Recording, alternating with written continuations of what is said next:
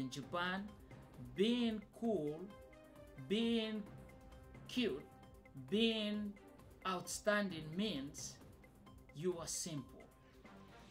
You can understand where he's coming from, where she's coming from, where they are coming from, and they understand where you are coming from. It's a two-way street.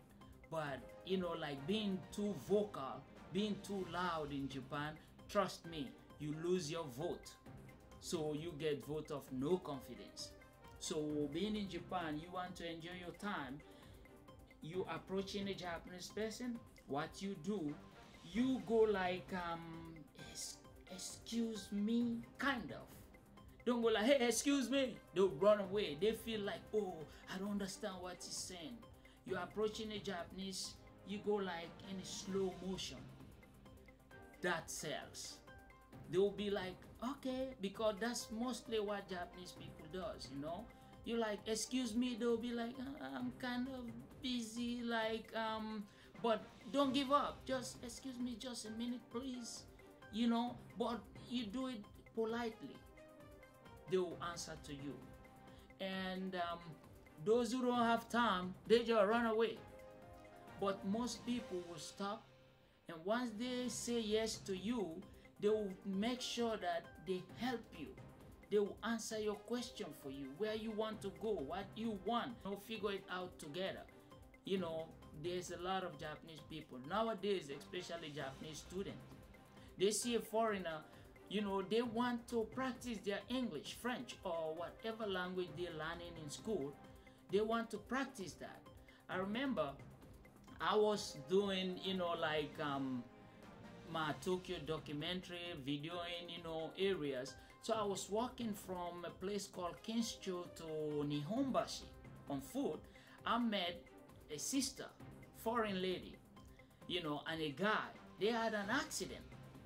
So they had a problem with the cops because they cannot speak Japanese. And the guys, you know, they had the language problem. So when I came, the police were like, okay, what? Another foreigner is here. I said, excuse me, I've been listening, so I do understand what you're trying to say. So, but little by little, yeah, they understood that I was trying to help. So while I was doing that, there were other, like, two of the cops were like, this is not his job, kind of face, you know? Like they were saying something, I don't understand what they were saying. So a Japanese, you know, student, like high school student came. So she thought I was in the situation with the other foreign guys, you know. So she came and offered to help. Oh, you guys speak English? I can translate for you. So that minute, the cops, they were like, okay. Oh, he did. And a Japanese kid is doing the same thing that the foreign guy did, like trying to help. So straight away, they accept us, you know, the attitude, the idea that, you can help in situations like that, but you don't have to force it. Don't push it. Even if you want to be nice to a Japanese person, sometimes they'll question you.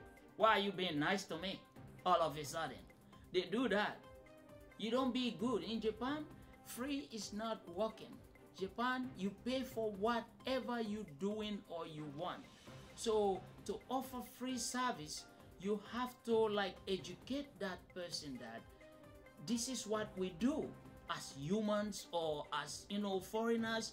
So we do like that. So in Japan, that's how things work. Your intention may be good, but the receiver, remember, his culture and your culture is different.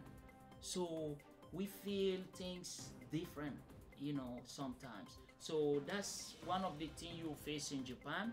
You talk to them, you will meet a lot of them, and they're nice people, okay? When it comes to helping a stranger get along, you know, they do that. So as a tourist in Japan, there's a lot of good things you meet there. Go prepared. You're going for a week, make sure you have some change in your pocket so you'll not be stranded, okay? And Even if you don't have millions or billions, the little something you have can do a lot for you, but you have to know how. That's where Tokyo Time Travel come in. Read my book. That's 20 plus years experience in Japan. So I tell you a lot about the culture. Now, this is Shinjuku, and from here you see a flash of the Imperial Palace, a very good place to visit as well. Imperial Palace, the good thing about the Imperial Palace is that it's located in Chiyoda Ward, near Marunouchi Station, and near where almost all the actions, the action is taking place in Tokyo.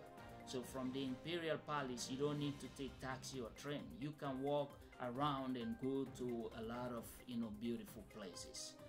After the Imperial Palace, then we talk about Asakusa. Asakusa is like Asian Japan. You can still see a lot of things in Asakusa that will take you back, many hundred years ago. The temples and Japanese restaurant and Gisha. Gisha, read time travel. It's well explained there, And if you're lucky, you've been Asakusa during the festival season, you'll be surprised what you see. Million plus people come to Asakusa to just be part of the Asakusa festival.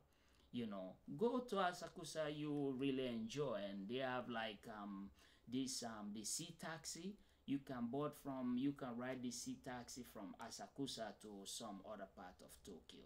So this time we are talking about Shinjuku, the Imperial Palace, and Asakusa.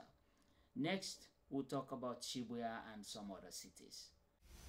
Thank you for watching. Please like our videos, share our videos, and subscribe. Please subscribe.